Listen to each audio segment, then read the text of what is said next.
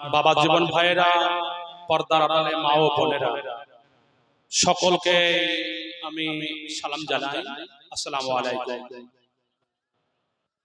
আসর থেকে এ পর্যন্ত অনেক আলোচনা হলো, তবে আমি জলঙ্গি থেকে এসেছি। আবহাওয়া খুব খারাপ, কিন্তু প্রমাণ করে দিল আমার মায়েরা কিন্তু নড়ে নাই। কিন্তু আপনারা ভয় করছেন, চলে যাচ্ছেন বৃষ্টিতে ভিজবো বলে, কিন্তু আপনারাই মাঠে ভিজেন, আপনারাই রাস্তা ভিজেন, আপনারাই বিভিন্ন জায়গায় কষ্টের সম্মুখীন হয়ে আপনারাই ভিজেন। আজকে তার প্রমাণ করে দিলেন আমার মায়েরা যে ভিজলেও যাব না, কারণ বছরে একটা দিনই তো জালসা, ভিজলে ক্ষতি নেই। তবে জেনে রাখুন, আল্লাহর তরফ থেকে এটা রহমত, এই দিক দিয়ে আমরা খুশি। সকলে বলে আলহামদুলিল্লাহ। একটা কথা আছে, জাল লেগে মানে স্বামী স্ত্রী ঝগড়া হয়েছে, তো পরের দিন স্বামী বাজারে যাবে, তো কথা বলবে না স্ত্রী, তো আনফুরে বলছে, শুনছে না? তখন ও বলছে কি আছে, তো জাল লেগে এনেছো যা, তাতেই খাইলো তা, আনতে হবে তা না তাতেই হবে তা। মন্ডল বলছে, আরে তুই হিয়ালে জানলি কি করে, মানে কি আমি তো বুঝতে পারলাম না। বলে শোনো, কালকে তো কুরবানি, আমাদের যে ছাগল আছে, তো তুমি তেওয়াজ পাতা এনেছিলে না? তো হ্যাঁ, তো ছাগলে খেয়ে নিয়েছে, তো অতেই হবে না ওই তেওয়াজ পাতা আনা লাগবে? স্বামী বলছে, এই তেওয়াজ পাতা যদি খেয়েই নেয়, তো ওটা আবার কাজে লাগবে নাকি? ও তো খেয়ে নিয়েছে, আবার আনতে হবে। তো আসলে আমি যে কারণে এখানে এসেছি সেটা তো ওয়াজ, আল্লাহ আল্লাহ রাসূলের কথা, কিন্তু অনেক বক্তা কিন্তু আলোচনা করে দিয়েছে। তো আমি হয়তো একটু পেট ভরে খাওয়ার পর দেখবেন যে একটা পান স্পেশাল ভাবে খাই, তা আমার একটু দাওয়াত গ্রহণ করুন, ইনশাআল্লাহ হয়তো আপনার জীবনটা পাল্টে যেতে পারে।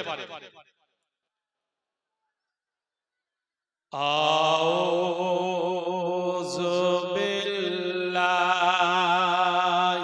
মিনাশ শাইতানির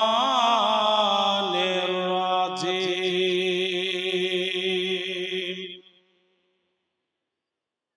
বিসমিল্লাহির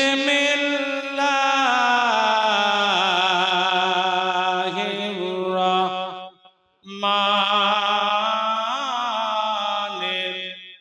রাহিম।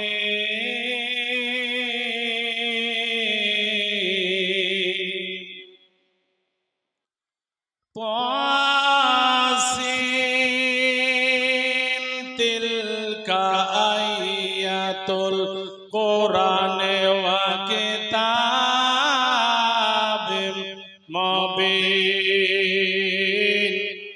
হুদাও ওয়া বুশরা লিল মুমিনিন।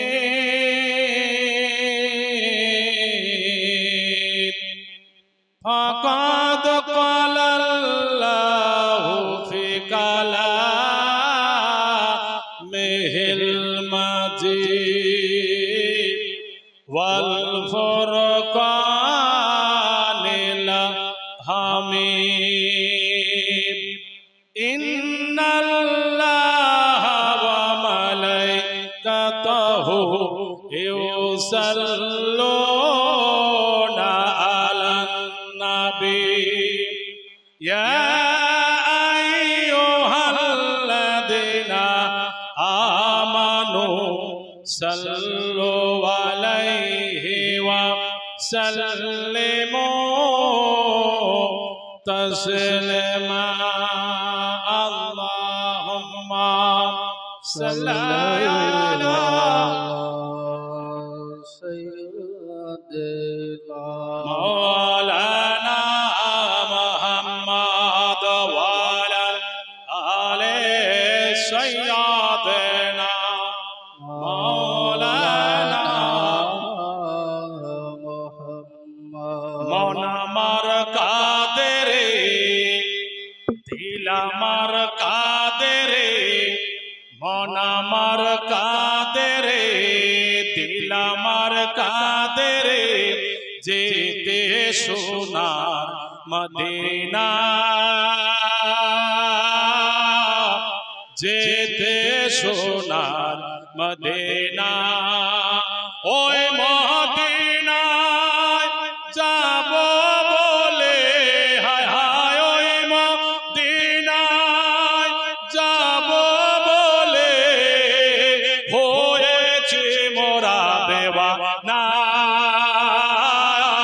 হয়েছে মোরা দেওয়ানা। মন আমার কাঁদে রে, দিল আমার কাঁদে রে, যেতে সোনার মদিনা, যেতে সোনার মদিনা। আল্লাহুম্মা সাইয়্যিদানা মাওলানা মুহাম্মদ ওয়া আলা আলি সাইয়্যিদানা মাওলানা মুহাম্মদ। এই বিশ্ব ভুবন জুড়ে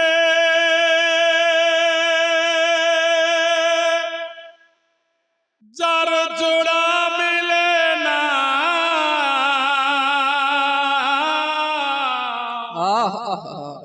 আমার নবীর মতো আর নবী হবে না। সুবহানাল্লাহ সুবহানাল্লাহ।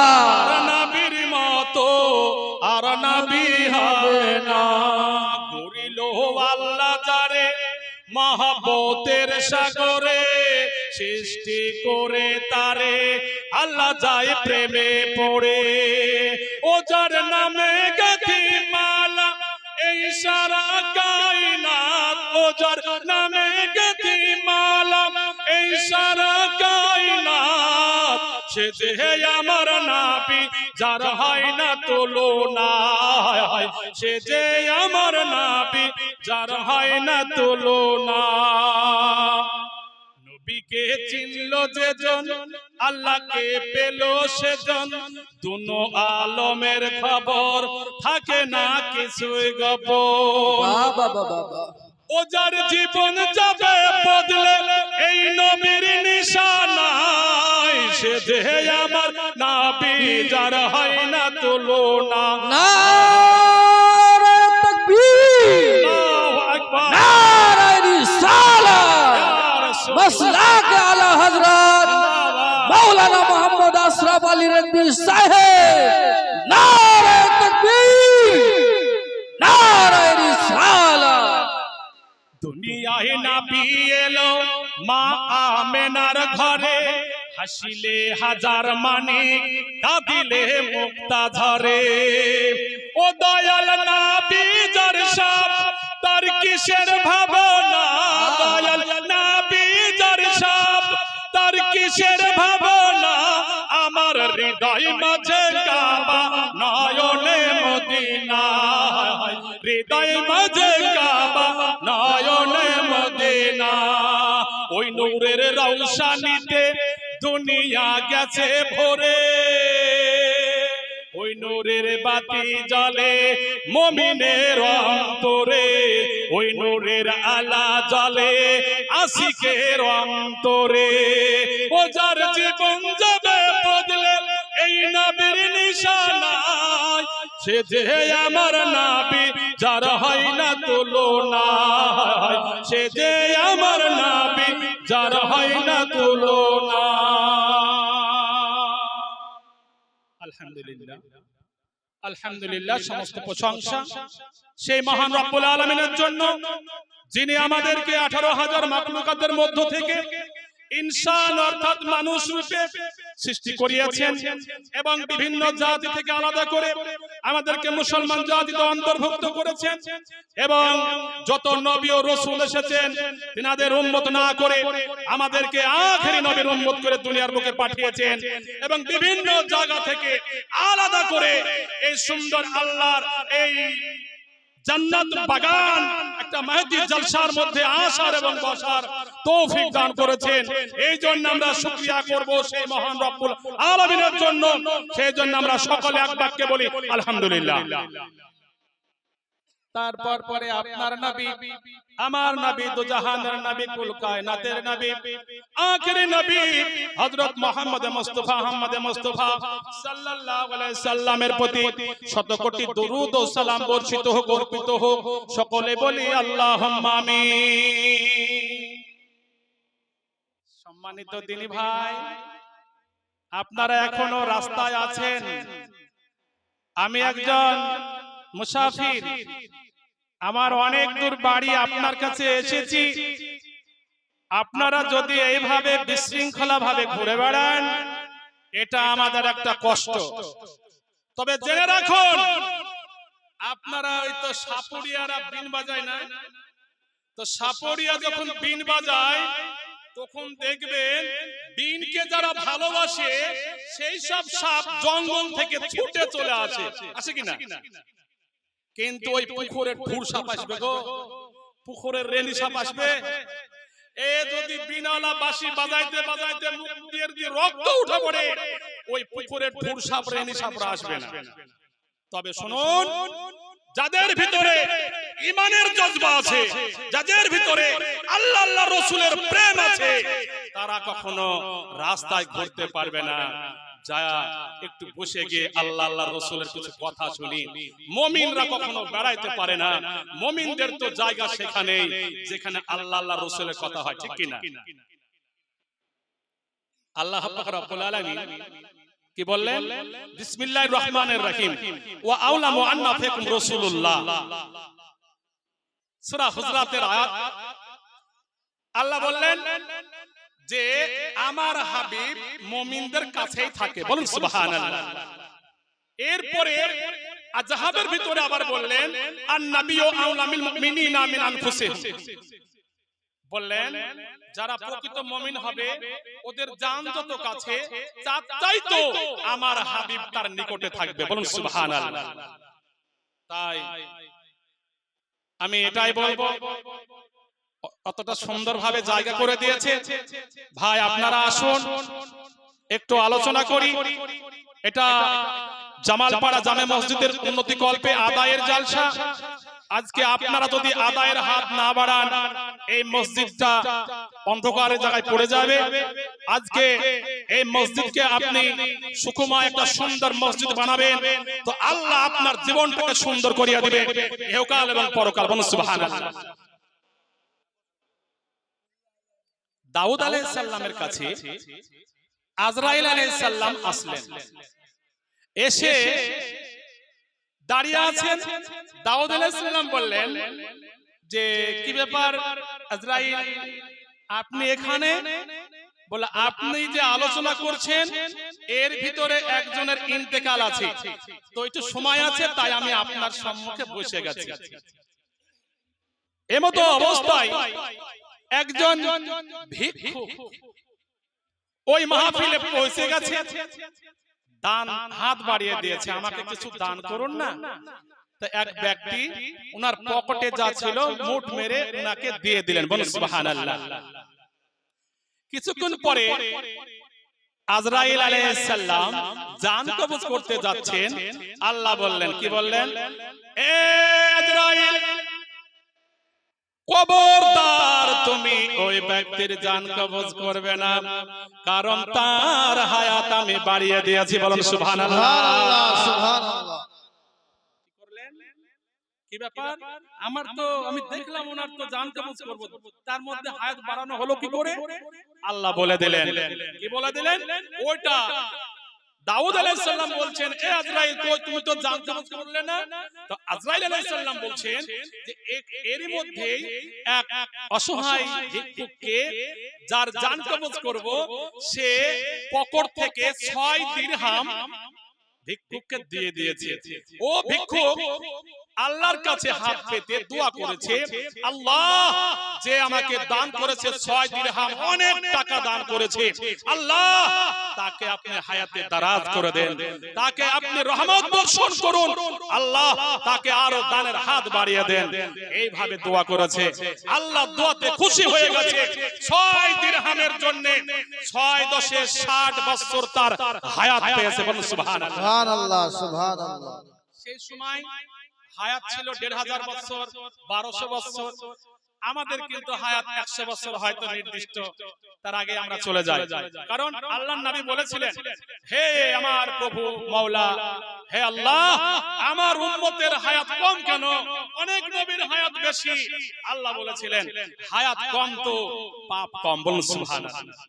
সম্মানিত দিনী ভাই, এটা জেনে রাখবেন, আজকে আপনি আছেন, আপনার ছেলে বিদেশে আছে, আপনি দান করবেন, এই দানের বদলা আপনাকে এই দুনিয়াতে বহু গুণে বৃদ্ধি করে দিবে, আবার আসর প্রান্তরে আপনার জন্য আরশের ছায়া দান করবে। বলুন সুবহানাল্লাহ। আমি যদি যাই গো মরে, আমি যদি যাই গো মরে বিদেশের মাটিতে, লাস্টে আমার পৌঁছে দিও আমার মায়ের কোলেতে, লাস্টে আমার পৌঁছে দিও আমার মায়ের কোলেতে। ছেলে বিদেশে আছে, মা জননী তার মেয়ের বিয়ে লেগেছে, বিয়ের দিনটা ধুমধামে খানা, বিয়ে হচ্ছে। সন্ধ্যের সময় মা জননী বলছে আমার ছেলেকে ফোন লাগাও, যে বেটার কারণে আমাকে অনেক টাকা দিয়েছে, এই টাকায় সংসার চলে, এই টাকায় আমার মেয়ের বিয়ে দিলাম, ওই বেটা আমার বিদেশে আছে, আমার বেটাকে ফোন লাগাও, আমার বেটা কেমন আছে একবার জানি। মেজো ছেলেকে বললো, মেজো ছেলে ফোন লাগিয়ে দিল, ভিডিও কল হচ্ছে, মা জননী বলছে বেটা তুমি কেমন আছো? ছেলে সন্ধ্যার সময় রোমে এসে জ্বর এসেছে, ল্যাপটা গায়ে দিয়ে শুয়ে আছে, মুখটা বের করে ভিডিও কলে কথা বলছে, বলছে মা গো আমার বোনের কি চলে গেল না এখনো আছে? মা জননী বলল বেটা বিয়ে হয়ে গেছে, চলে গেছে, কত সুন্দর ভাবে বিয়েটা তুলে দিয়েছে। বেটা কিছু খাইলা বাপ? মা কিন্তু দেখবেন, মা এমন একটা জিনিস, মা কিন্তু আগে যদি কোনো কিছু করেন না করেন, বাড়িতে আসবেন আগে বলবে বাপ পুরো দিন তুমি ছিলে না, তুমি কিছু খেয়েছো?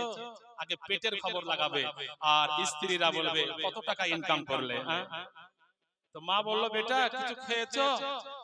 ছেলে বলছে মা শরীরটা কাজ করেছি, একটু জ্বর জ্বর ভাব, তাই শুয়ে পড়েছি, রান্না করলে তো খেতে হয়, আমি আজ রান্না করতে পারিনি মা, ফ্রিজে ঠান্ডা ঠান্ডা খাবার আছে, পরে খেয়ে নেব। মা জননী এই কথা শোনার পরে চোখ দিয়ে ঝরঝর করে পানি পড়তে লাগলো। আরে আমার ছেলেরা গরম খাবার খাচ্ছে, আমার ছেলেরা আনন্দ করছে, সবাই গরম খাবার খাচ্ছে, আর আমার ছেলে না খেয়ে জ্বর অবস্থায় শুয়ে আছে, আমি এই খাবার খাই কি করে? এমত অবস্থায় বৌমারা এসে বলছে মা চলুন, সকাল থেকে খান নাই, দুটো ভাত খান। মা জননী বলছে বৌমা আমার ছেলে বিছানায় শায়িত, আমার ছেলের জ্বর এসেছে, মাথায় আমি একটু হাত বুলাবো সেই সুযোগ তো আমার নেই, আমার ছেলে না খেয়ে শুয়ে রয়েছে আর আমি খাবার খাবো, আমি খাবার খাবো না, তোমরা খেয়ে নাও। আমার ছেলের জন্য আমার ভিতরটা অন্যরকম করছে, আমার ছেলের জন্য আমার মন বলছে আমি যদি পাখি হতাম আমি উড়ে যেতাম, আমার ছেলের পাঁজরে গিয়ে আমি মাথায় হাত বুলাইতাম, আমার ছেলের শান্তি পেত। যে দোখেনে মা হায় রে আমায় করেছে লালন, করেছে লালন, আমি কেমন করে ওই মায়ের দেব দাফন। আমি কেমন করে ওই মায়ের দেব দাফন, মাগো তোমার মতো আদর করে নাই না কেহ টানে, আদর করে মোসাই না কে, আদর করে মোসাই না কে আমার চোখের পানি। হায়রে মা জননী আমার, হায়রে মা জননী। আমার মা 17 বছর ধরে প্যারালাইসিস, কষ্ট করে একটু লঠিদা হাঁটতো, ব্যতিক্রম টিবল তলায় পড়ে গিয়ে রমজান মাসের, কত রমজান মাসের 16ই রমজান পড়ে গিয়ে মাজা ভেঙে গেছে। আমি আমার ভাই, আমরা 3 ভাই আলেম, 3 ভাই জালসা করি, আমার আব্বাও একজন আলেম ছিলেন। তো আমার মা পা পায় নাই, বিছানায় শায়িত, 1 বছর ধরে বিছানায় শুয়ে। আজ আমি মাকে বললাম, মা অনেকটা দূরে আজ জালসা করতে যাব। তো মা আমার মুখ খান লাড়িয়ে একটু চুমা খেলে। আমার মার বয়স প্রায় 92 থেকে 93 বছর। আমার মা বললো, বেটা তুমি দেরি করো না, তোমার জন্য আমার জান গজগজ করে, কোথাও গেলে আমার ভয় লাগে, কারণ আমাকে তুমি খুব সেবা করো, আশা করি তুমি যতটুকু বলবে বলার পরে দেরি করবে না, চলে আসবে। আমি বললাম, মা তুমি দোয়া করো যেন আমি মানুষকে কানাইতে পারি, আর মানুষের ভিতরে যেন আমার মায়ের ওয়াজ যেন দিতে পারি। আমার মা দোয়া করলে, তো জেনে রাখবেন আল্লাহর নবী বললেন, হুমা জান্নাতুকা ওয়া নারুকা, তোমার বাবা মাই জান্নাত, তোমার বাবা মাই জাহান্নাম। বাবা মা যদি দোয়া করে ও কসাই হলো সে জান্নাতি, বলুন সুবহানাল্লাহ। আর যদি বাবা মা বরদোয়া করে তো কাবার ইমাম যদিও হয় তবুও সে জাহান্নামে যাবে, এটাই ঠিক। শুনুন, মাকে কখনো কষ্ট দিবেন না। যখন রাত্রে নিঝুম নেই চোখে ঘুম, একলা জেগে রই তোমায় মনে পড়ে, মাগো তোমায় মনে পড়ে। আল্লাহর নবী আমার কোরআন শরীফের মধ্যে সূরা হাদীদ 11 নম্বর আয়াত থেকে বললেন, কি বললেন? বিসমিল্লাহির রহমানির রহিম, মান যাল্লাযী খুরদুল্লাহ করদান হাসানান ওয়া যায়ফাহু লাহু ওয়া লাহু আজরুন কারীম। আল্লাহ বললেন, আল্লাহ বললেন, এ তোমরা কে আছো আমাকে উত্তম ঋণ দিবে, আমি ওই ঋণকে বহু গুণে বৃদ্ধি করে দেব, এমনকি ওয়ালাহু আজরুন কারীম, আমি হাসর প্রান্তরে তোমাকে মহা পুরস্কারে পুরস্কৃত করব, বলো সুবহানাল্লাহ। এই কথা নবী যখন বললেন তখন একজন আনসারী মানে সাহায্যকারী আবু দাহদাহ তিনি বললেন, ইয়া রাসূলুল্লাহ, ইয়া হাবিবাল্লাহ, আল্লাহর ঋণ চাইছে, আল্লাহর ঋণ চাইছে। আমি তো আশ্চর্য হয়ে গেলাম, আল্লাহর ঋণ নিবে তো আমাকে কি দিবে? আল্লাহর নবী বললেন, তুমি ঋণ দিবা তো এ জগতও বৃদ্ধি করবে তোমার আয় উন্নতি, পরকালও তোমাকে আরশের ছায়া তার সাথে সাথে জান্নাত নসিব করবে। সুবহানাল্লাহ, সঙ্গে সুবহানাল্লাহ। সঙ্গে উনি বললেন, ইয়া রাসূলুল্লাহ, ইয়া হাবিবাল্লাহ, নবী গো আপনার হাতটা আমার হাতে দিন। দয়ার নবী আমার হাতটা দিয়ে দিলেন, হাতের উপরে হাতটা দিয়ে বললেন, ইয়া রাসূলুল্লাহ, ইয়া হাবিবাল্লাহ, নবী গো আমার 600 খেজুরের বাগান আছে, আমি আল্লাহকে দিয়ে দিলাম, আমাকে আল্লাহ দেবে তো?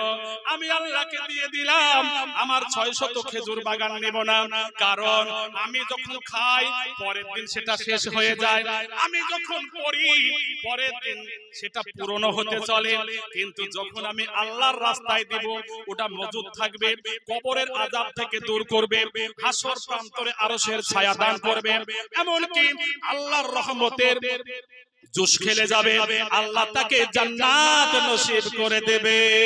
সুবহানাল্লাহ। আল্লাহ বললেন, আল্লাহ বললেন নবী গো, যারা দেবে তাদেরকে আমি লিপিবদ্ধ করলাম।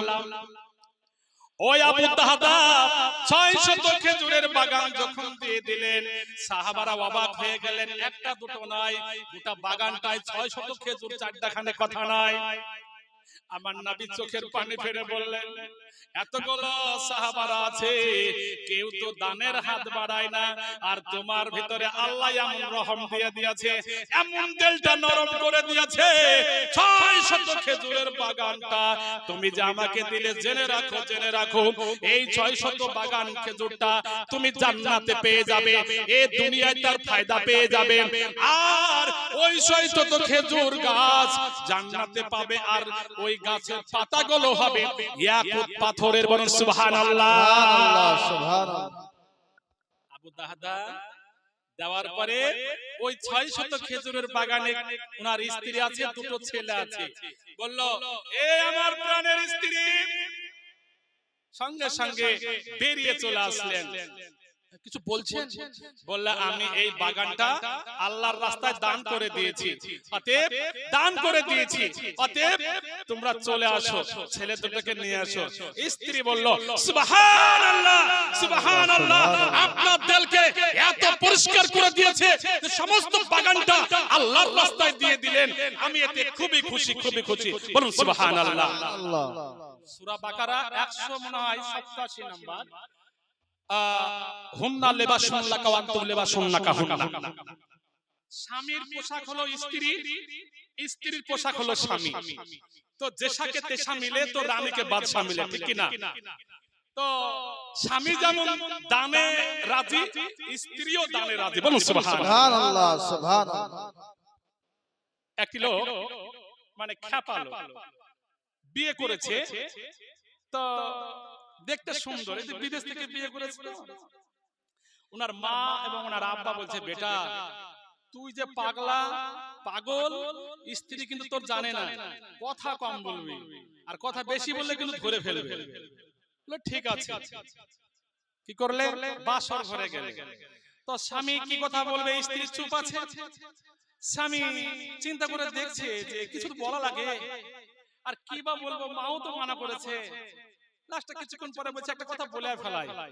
বললো, আমি তো তোমাকে বিয়ে করেছি। বলো, হ্যাঁ, তা আমি কে হই তুমি বলতে পারবা?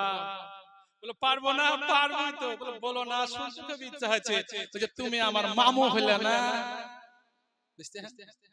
আরে রাত কি উঠেছে, হ্যাঁ আমাকে মামু বলছে। দৌড়ে এসে বলছে, মা মা কি হলে? বলে, আমার বউ আমাকে মামু বলছে। মা বলছে, বেটা এবার নিশ্চিত তোমার 3টে 4টে স্ত্রী চলে গেছে, তোমার ভাত খায় নাই, আশা করছি এ বউ পালাবে না। কেন পালাবে না? ও তো মামু বলে ফেলেছে। বুঝতেন কি না?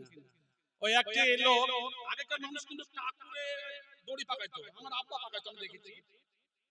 তো টাকুরে দড়ি পাকাচ্ছে আর বলছে, ওই আমি ঠকি না,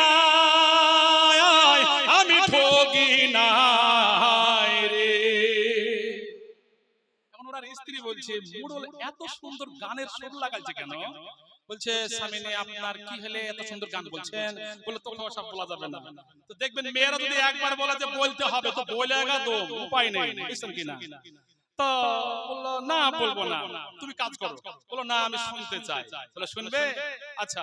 ওই আমি ঠকি না, আমি ঠকি না রে, তুমি আমার 6 নম্বর বিবি রে।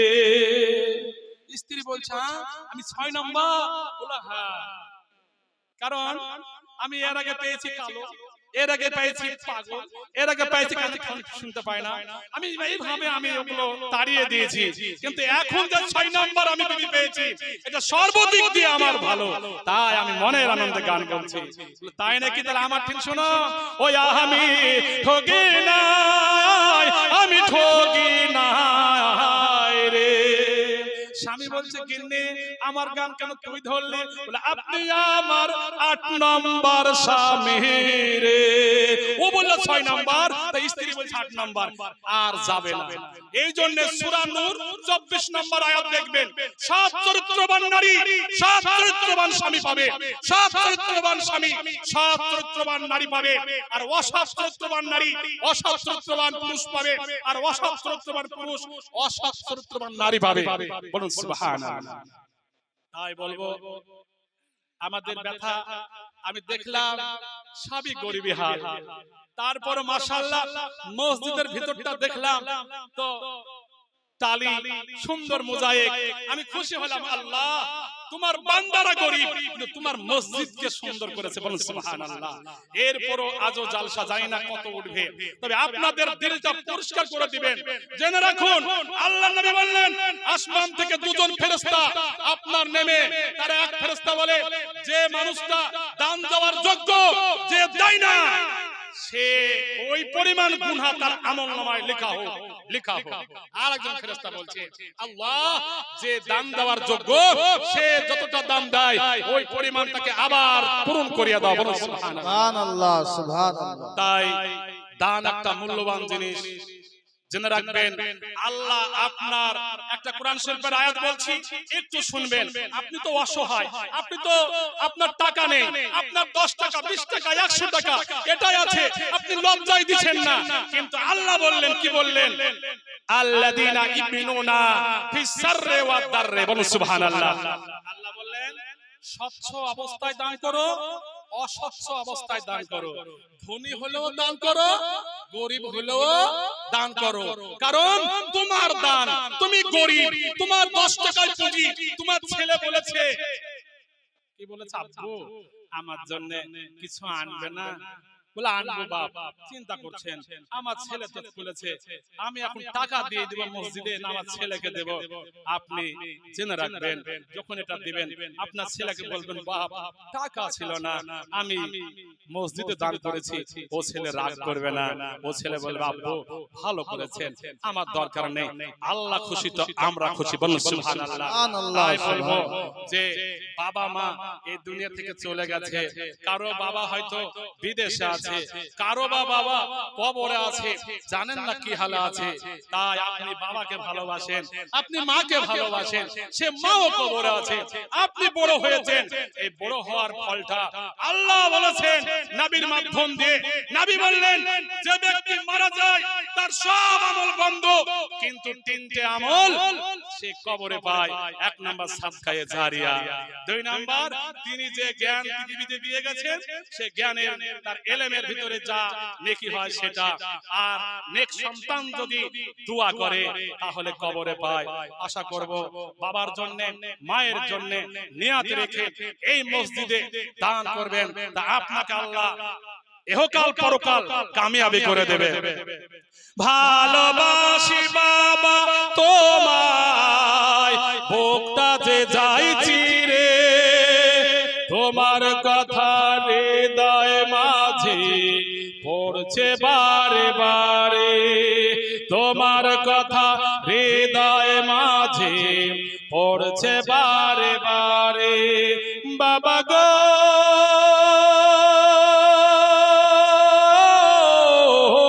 বাবা, বাবা গো বাবা,